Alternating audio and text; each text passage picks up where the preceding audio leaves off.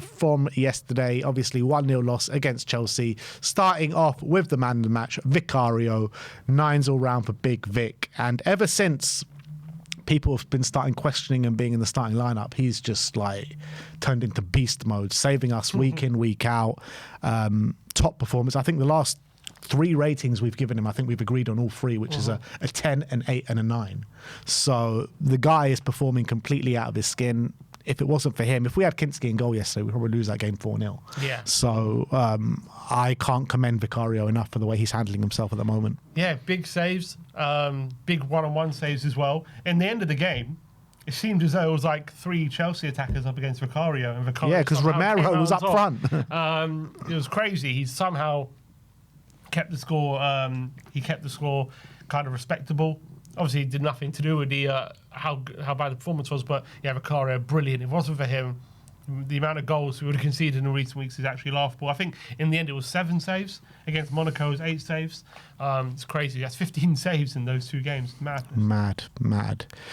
Next up, Pedro Porro. 3s all round for Pedro. This is one of the worst displays I've seen from Pedro in a while. There was that one mistake, wasn't there, in the first half, which Chelsea nearly scored from. That was absolutely tragic. His passing yesterday, man. Oh my days! I've actually noticed it quite a bit this season. About his passing is nowhere near as good as it has been in previous seasons. But yesterday was, oh my God, it was so bad, man. Like he just couldn't make a pass. I didn't know what was going on with him yesterday. Like his performances seem to be getting worse at the moment, and you know he's got all these metrics behind him this season, defensive metrics. But where he earns his money in terms of what his biggest selling point is his attacking displays and his passing. That just seems to have all gone to shit this season. I still think he gets forward well in terms of when he gets into the forward lines. I think where he's letting himself down is in build-up. I think his build-up used to be really effective. I think when he was playing like a bit of an inverted role, obviously under Ange, he was a big player in build-up for us. But recently, that element of his game is really struggling. Now, why is that struggling? I don't know. But we know he's a good passer, but he's being so reckless on the ball. He's giving the ball away in such poor situations, and his long-range passing is not being good as well. I think on the ball at the moment, especially in his own half, there's something that desperately needs to change with him. Yeah. Kevin Danso up next. Sim gives him a 5. I gave him a 4. I've been full of praise from Kevin Danso pretty much since Cristian Romero's got injured, but I think this has been by far the worst of the lot, to be honest. I think he was under a lot of pressure during the game. Physically, you know, there was one moment, I can't remember which Chelsea player it was, but he got completely bodied off the ball, which you don't really associate with Kevin Danso. Big, strong defender, usually very physical. And I thought João Pedro just gave him the runaround for the majority of the game, to be honest. Yeah, I think he massively struggled, again, especially on the ball as well. You just saw the difference between him and Romero. When Romero comes on, just the quality went so significantly higher. But yeah, he was a really poor display, I thought, from Danso on the day, unfortunately. I think, look, defensively, he did struggle, but it wasn't like he was making loads of mistakes. He just was getting caught out. But on the ball, didn't do anything. Yeah, I mean, the mistakes getting the back line pretty much came from his partner, and Mickey van der Ven. 4s all round from Mickey. He was making quite a few uncharacteristic mistakes yesterday at the back.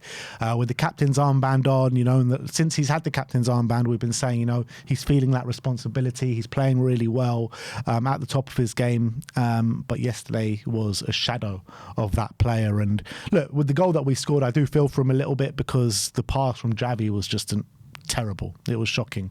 But still, a player of Mickey van der Ven's quality, you expect him to deal with it and get it away. But look, he was mistake-riddled, couldn't impact the game in a positive light at all, and just a really bad day at the office for him. Yeah, and then obviously what happened after the game happened as well. Yeah, it wasn't a good day for Mickey whatsoever.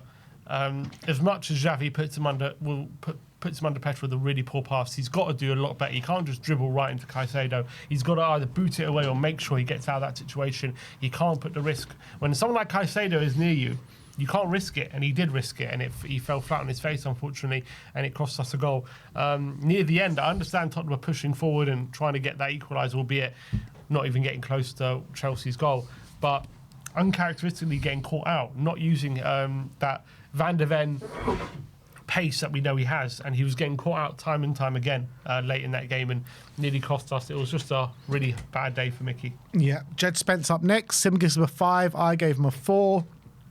I thought from a defensive standpoint, he was probably actually the strongest in the Spurs back line, but it's not saying much because none of them played well.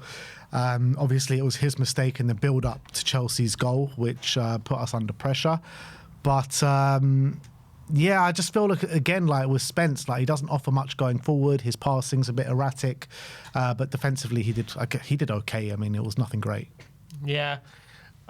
The thing is with Spence as well, as I keep saying, going forward, it's just such a big problem. There was one point early in the game where he gets the ball and he strides right through the heart of the Chelsea kind of midfield, right through the centre. I was like, okay, that's good. But then you realise, like, that's not why he's in the team to do that. He's in the team to hold width and stay wide. And any time he does that, the move breaks down because he's not able to do it. He's good at getting there. He's good at getting into the position he needs to be. But once he gets there, nothing happens because he can't ever sustain an attack. It always slows down the move because he always has to check back on his right foot. He doesn't trust his left foot. And there were times yesterday he had the opportunity to cut inside and cross, but he's just so hesitant. He doesn't want to do that either. So if he's not cutting inside and crossing and he's not going down out on the outside, what is he doing when he gets forward? He's a complete non-event going forward. Attacking-wise, I mean, defensive-wise, don't have too many complaints. I don't think... I think Neto gave him some trouble, but by and large he was okay in one-on-ones. But yeah, it's just very frustrating on the ball having him there. João Palhinha up next. Him gives him a 5. I gave him a 6. I think João was probably one of the only outfield players that started the game that actually held some sort of standards, to be honest. I felt like he was one of the only ones that actually kind of knew what it meant to play in a game like this. I felt like he was putting himself about.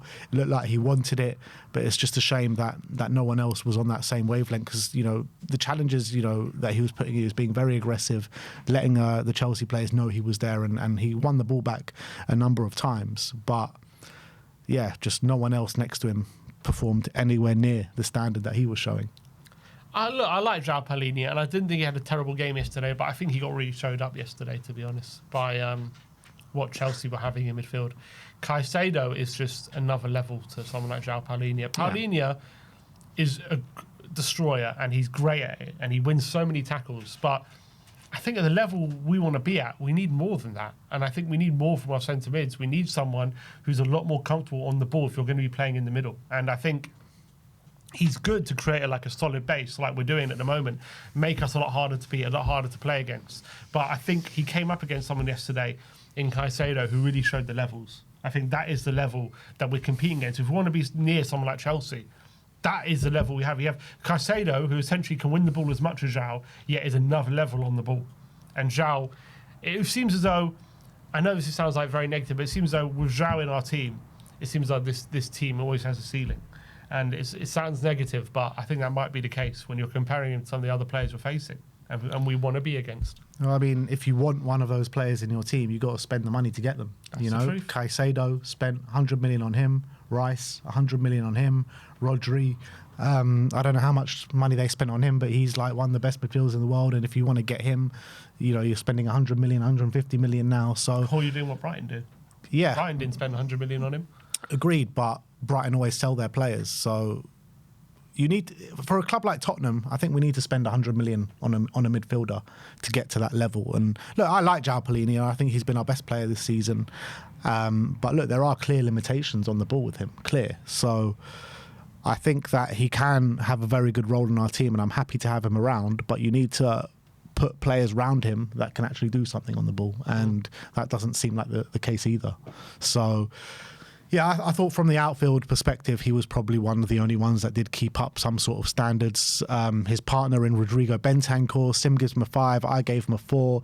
I actually thought Bentancur was having a decent game up until that moment where he should have got sent off, in my opinion. You know, really bad challenge, studs up in the ankles. And I just felt like there was a big argument after that with Reece James, and I just felt like he fell apart a bit after that. He just offered nothing in the game after that, and we had a gaping hole in midfield. They kept creating chances, and he was doing nothing to kind of protect that back line. Yeah, it seemed as though he was the one playing a bit further forward and Sarr was the one playing in a pivot, which I found quite interesting because when you saw the pressing, Bentancur was the one who was always pressing a bit higher than Sarr. So I don't know if that was that was obviously the plan. I thought they switched a little bit. Yeah, in terms of the red card, yeah, he was lucky. He was definitely lucky because it was a horrible challenge. If he got sent off, he can have no complaints. I think he just about gets away with it because maybe it wasn't like a full-blooded challenge, and maybe it wasn't as high as it could have been. If it was a bit higher, I think VAR gets involved because it was a little bit lower, and maybe the force was just on the edge. I think he just about gets away with it. But it was an ankle breaker. That could have like really. But I think in slow motion it makes it look like there's a lot more force than it actually was. It wasn't as forceful as maybe the slow mo thinks. I think it's a bad one. Don't get me wrong. I think if it's a red card, he can't have any complaints. But he just about gets away with it because it's not as high, and it wasn't like he was running into it. I think it was just a bit slower, so he got away with it a bit. But I was certain that VAR was going to intervene and send him off. Like certain. He was lucky. He could have easily been sent off. If he was asked to be a bit further forward, he didn't really do a good job of it. Well, next up is Pape Matar Sarr. 3s all round for Pape. And he just put in another ghost showing, to be honest. Like, I pretty much didn't see anything positive that he did throughout the 90 minutes. There was nothing to protect the back line. There was nothing going forward. There was just nothing in there from Pape. And these performances from Pape are becoming a bit regular now. I don't know what's going on with him, but in the beginning of the season, he was literally everywhere. He was becoming a goal threat. I know he scored last time against Everton, but when he's starting games, he's just becoming a bit of a ghost, and he's not being the Pape Sarr that we know. And it's very concerning, to be honest. Yeah, I don't know what's going on with him. These anonymous displays are becoming a regular thing, and that is like the opposite of Sarr, of what we saw of him previously. It's like even when he's not playing well, you notice him. But recently, he's just been doing no-shows, not getting involved in goal-mouth action. I don't think I saw him near the box once. Defensively, I don't remember him getting involved anywhere near Enzo or James or Caicedo. Frank talked about lacking intensity like we did yesterday, which we definitely did. But why? When we have Sarr, Palhinha and Bentancur all there, how is there a lack of intensity? I know, like when I saw the lineup yesterday, so I was like, all right, fine, Frank's going for aggression in the middle of the park. I mean, there was none of it. How can there be none of that? Yeah. Like, it shouldn't be possible. Yeah, it was. So, worrying, I think, form at the moment for Sarr. Yeah. Next up is Mohammed Kudus. 5s all round for Kudus. Look, Spurs were just praying for a miracle with Kudus, getting to him on the right-hand side, asking him to beat 2 or 3 men every time because they doubled up on him. He couldn't do anything. I thought Cucurella easily dealt with Kudus for the most part yesterday, completely dominated him. He had our only shot on goal, I think, where, Sanchez was equal to it. But, I don't remember much else apart from that. Yeah, I mean, we had 3 shots and all 3 were Kudus yesterday. 2 of them, I think, outside the box over the bar. 1 of them, Sanchez had to save. So he was literally the only one trying anything. Quite literally, by the stats, 3 shots, all Kudus. So I think the stats tell the story of the game, really, from his point of view. It was very difficult for him to make an impact when, as you say, he was being doubled up. He wasn't getting much help from anyone else. He was quite isolated, I felt.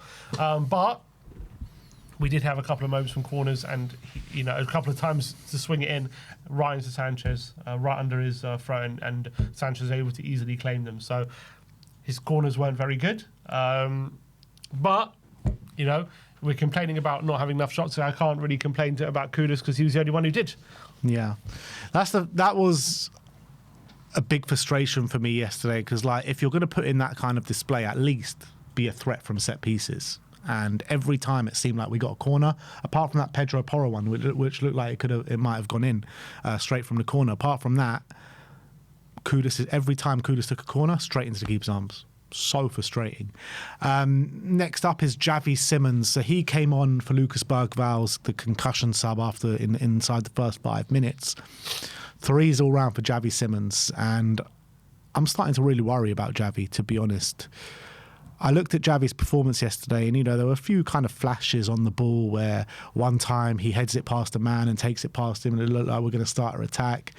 A few little slight flashes without taking too much away from the game. But what worries me about Xavi Simons is the physicality of the Premier League, and is he up to it? Like, I'm looking at him and looking at his performances so far in the Premier League, and apart from that half an hour at Brighton where he looked really good, every other game, opponents, defenders and midfielders have been able to easily brush him off the ball, like easily. Like literally it's giving me Brian Hill vibes, the way how easy he is to get the ball off. And that worries me massively. I didn't understand the tactical setup as well, where every time we had a set piece and Roberto Sanchez would catch it and then go up the other end of the pitch really quickly. Why was it always Xavi Simons, like one of the last men back, and he was the one defending? I didn't understand that. Like, he's the smallest man on the pitch. Like, why is he the one trying to stop their attacks? It just made no sense to me. But yeah, look, it was a disaster class from Xavi yesterday again. Yeah, wasn't good. Can't sit here and say anything else. Had his role to play in the goal as well. Horrific, lazy, I would have to say. Pass back to Van de Ven, and obviously put Van de Ven in trouble, and it led to the goal that we did concede. It's such a simple thing. He just, again, it's just lack of care on the ball. Really frustrating. I have to say, he did put in a few good challenges, though. Like, I thought defensively he did work hard, and he was getting back into his own half. And a few times I remember shouting, "Yes, Xavi, like really good challenge." He did that a few times. I don't think it's necessary. I don't know. Physically, he's clearly not as physical as obviously some of the midfielders you got in this league, and if once they get near him, they brush him off the ball too easy, and that's something he's got to work on, either creating that separation so he's not allowing them the time to do that, the chance to do that, or obviously getting that bit more physicality so he can ride some challenges. I don't have a massive concern. I think physically, look, I've seen him play Champions League, I've seen him play international football. He can handle it. He can handle those methods of football. I know Premier League is the most physical, but I think it's about getting him in the right positions, and it's about getting him the right opportunities. At the moment, yesterday he was picking the ball up from so deep, and he has so far to go from the way he picks up the ball to the penalty area, where I think he's the most effective in and around the box, and that's where you want him. That's where he becomes effective, and that's where maybe if you got him doing little tricks like 30 yards from goal rather than on the halfway line, because he did some good things, and I agree with you. Like, what would happen is he would beat a man, but then he would have so much distance to still go. By the time he's like trying to get anywhere near the goal, he's already been caught up with and he's getting tackled. Whereas if he was doing that 30 yards from goal rather than on the halfway line, I think there's less opportunity for players. You can see he's got a lot of talent. He clearly does, and he can do good things. But at the moment, he's got too much to do between getting on the ball and actually being able to create a chance and do something in and around the box. And then he gets caught up by stronger players like Caicedo and Enzo and blah, blah, blah, and he gets bundled off the ball. But if he can beat a man 30 yards from goal and then instantly, create an opportunity or go for a pass, then I think those are the positions you want him in. But he's too far away from the action at the moment. That's a big problem. I think, yeah, physically he's getting bullied off the ball, and that's obviously not great. But look, I don't think I'm not worried about it. I think it's all about him getting used to the league, him understanding how much time he should have for the ball and how much space he has. I think at the moment, when he was in the Bundesliga, that league is so open, and not only is it so open, but all the teams want to attack in transition. So it's open. There's so much space. So he had more time and he had more space to play in, and he didn't have, and he had players to pass to who were in more space as well. In the Premier League, he's got less time, and he's got to be more incisive when he gets the ball. He's got to be more accurate with his passes, and I think that just takes time to get used to that. I'm not worried about it, but at the moment, he's struggling. There's no two ways about it. He's definitely struggling, but I still think he's working hard. But it's damning. I have to say, it's damning. Comes on and gets taken off. Whenever that happens, that's obviously massively embarrassing. Yeah, but it was a bit of a different. It's not like he got brought on the 60th minute and got taken off on 80th minute. You know what I mean? He came on like the 5th minute of the game. Mm-hmm. I think it's a bit of a different kettle of fish. It's true, but it's still embarrassing. Yeah, but I think because it was basically like he started the game. That's how early he came on. I agree with that, but at the end of the day, that is what happened. And players, I think, I think hopefully it doesn't affect his confidence that happened to him. He seems like he's low on confidence anyway. But look, we'll see what happens. Last of the starting 11, Randal Kolo Muani. Sim gives him a 4. I gave him a 5. I thought he was just feeding off scraps for the whole game. I think the one thing where he was causing like 1 or 2 problems during the game was his pressing. I think we had one opportunity from good pressing, but I just felt like what we were doing is we were just hitting it long to him every time. He had 2 defenders on him, and he just couldn't do anything. Like, what can I say? Like, he was just completely isolated. Yeah, he had one moment at the end of the first half, didn't he, where he was running at the Chelsea back line. He somehow got faced on with some defenders, and we managed to create an opportunity from it, which Kudus obviously had his shot saved. That was literally it from Muani, unfortunately, on the day. Not to say it's necessarily his fault, but we saw very little from him. He was not involved. He moved to the left-hand side for a bit, couldn't get any action there, couldn't get on the ball there. He struggled to impact the game massively. And I think, it was a difficult day for him. I agree, you're feeding off scraps, but we weren't able to literally see much from him. Yeah. Substitutes, Cristian Romero comes on. Great to see him back. 7s all round. I thought, it was night and day, his performance from anyone else, to be honest, on the pitch. He came on straight away, demanded authority, was taking it past men, was trying to drive us forward. It's a shame that no one was on his wavelength, to be honest. In the latter stages of the game, he goes up front, and in that moment, we've just got a gaping hole at the back, and they created multiple opportunities and moments in that space of time. But it's great to have him back because he is levels above anyone at this moment in time. Yeah, it was kind of a breath of fresh air when he came on. I was excited to see him back on the pitch. Really happy to see him kind of resume captain duties, and you saw him command that authority when he was on. He even himself in the penalty box tried to make something happen on a few occasions and was unlucky that things didn't quite fall into place on a couple of occasions. But yeah, I think good performance, but unfortunately, when you're a defender, there's only so much you can impact the game. Yeah, we might have to start playing him up front, the way things are going. Richarlison falls all round for Rich. I mean, he spent more time on the floor than he did actually on his feet, to be honest. Very frustrating performance. Don't remember too many good things that he did. All I remember him is keep falling down. Yeah. I don't know if he even touched the ball too many times. It was, again, similar to Muani, difficult for him to impact the game, feeding off scraps, but he just wasn't able to do anything, really. So those are the last of the players that we're going to rate. I mean, Odebear came on with 20 minutes to go. We were playing long balls to him. I know. That was ridiculous. It was ridiculous. Apparently he had 1 touch in 20 minutes. Wow. He was kept quiet. Yeah. Fair to say. And last but not least, we're going to look at Thomas Frank. He gets a 2 all-round from us here. And look, like I said in the match review, I've been one of Frank's biggest defenders, but I can't defend him after the game yesterday. It was nothing short of shambolic. You're talking about a big London derby. You saw that the Chelsea players knew exactly what it meant to play in that game yesterday. Overly aggressive, putting themselves about, and we just saw nothing from the Tottenham players to believe that we could do anything in the game. Tactically, it was completely all wrong. We were just going for long balls every time or trying to find Kudus or Muani, and they were completely isolated, not able to do anything. There was no sort of build-up play, no patterns of play, no kind of realistic ways that we could hurt Chelsea. And it just felt like all we were doing in the game was just waiting to die. And that is all on Thomas Frank and the tactical setup that we had in the game. And I felt for the players for the most part, because I thought, as much as the players put in disaster classes, I thought it was all born out of Frank's tactical setup.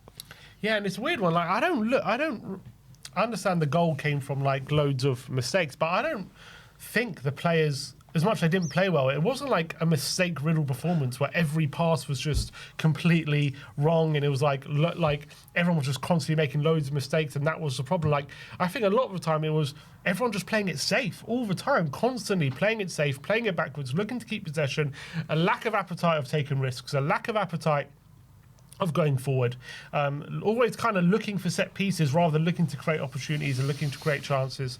And I think that has to come from the mentality of the manager and how he's got them setting up, and that was kind of his approach in the game.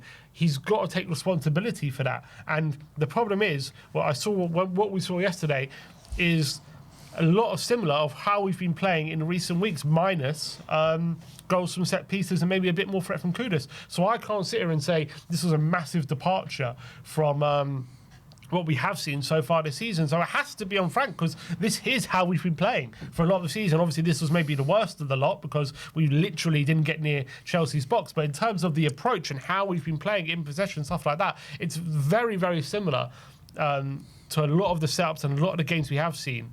But in the other games, we've just been able to find a moment or get a goal from a set piece or something like that, which has obviously got us some good results. But on this occasion, we weren't able to do it. The luck dried out. You know, we ran out of luck in this game that we've maybe been having in some of the other games. And this was the end result. So, I think as much as the players take responsibility, I think Frank ultimately, it comes down from his mentality of how to approach this game, and it was all wrong. Yeah. But it's so weird how it was that bad, because before the game he said it wasn't going to be that. Yeah, I know.